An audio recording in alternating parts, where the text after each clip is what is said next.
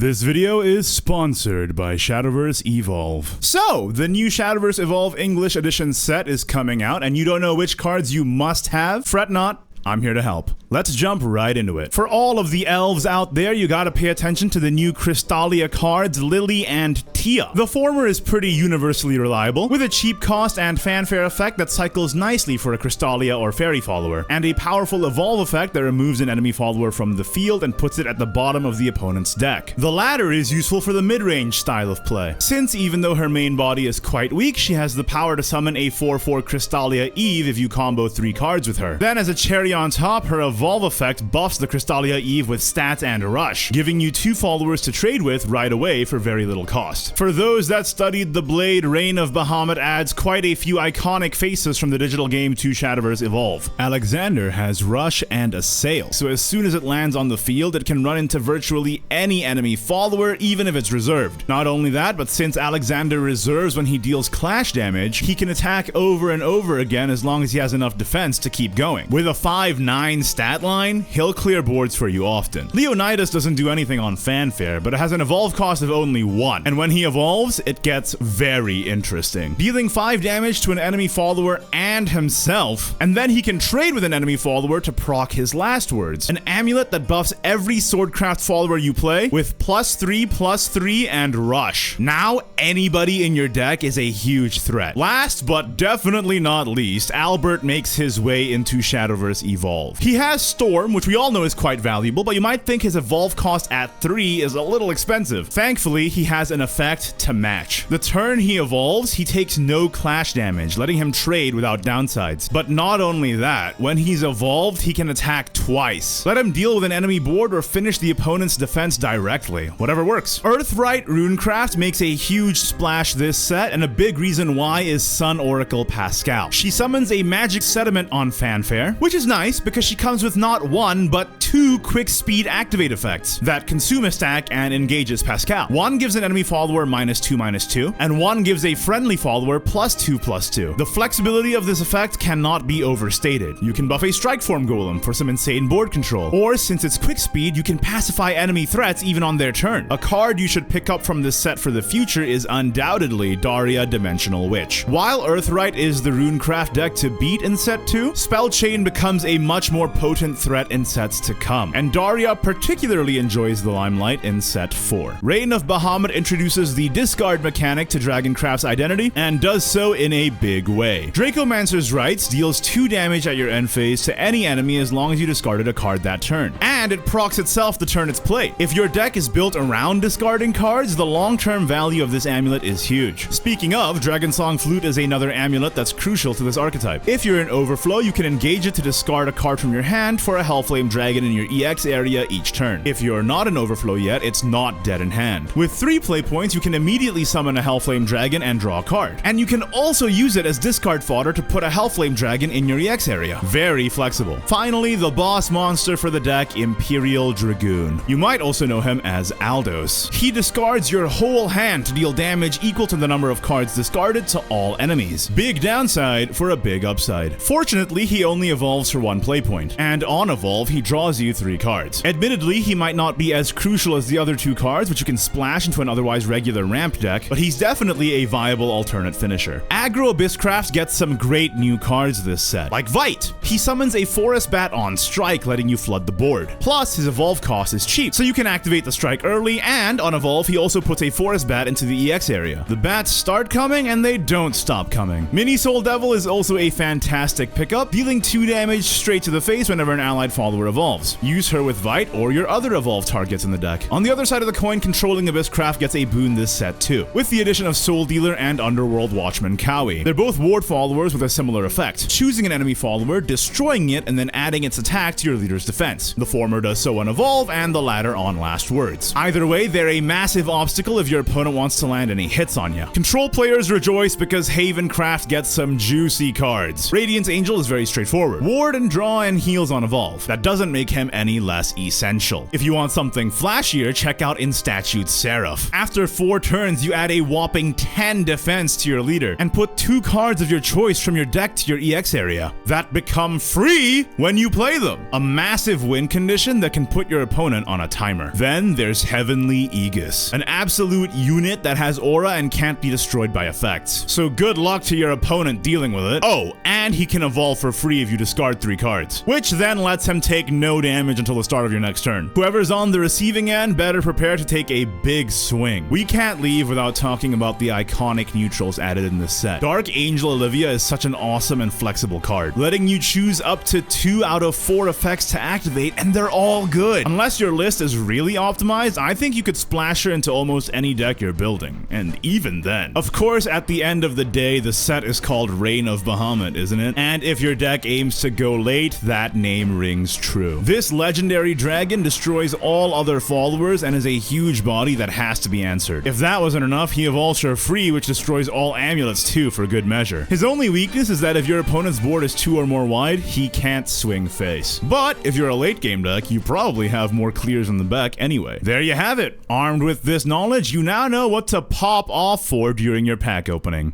Happy hunting!